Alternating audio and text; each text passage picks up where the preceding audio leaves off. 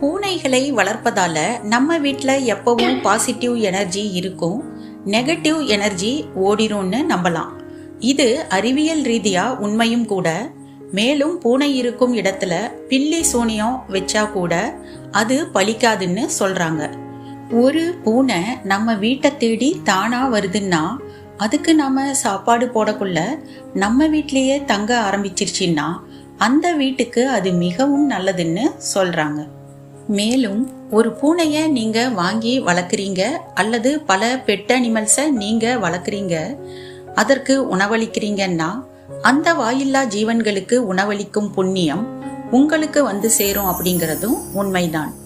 நீங்க வளர்க்கும் பூனை உங்க கூட தூங்க விரும்புதுன்னா அது உங்களை முழுசா நம்புது, நீங்க தான் அதுக்கு அம்மா போல அப்படின்னு நினைக்குதுன்னு அர்த்தம். உங்களுக்கு அது நன்மைகளை வாரி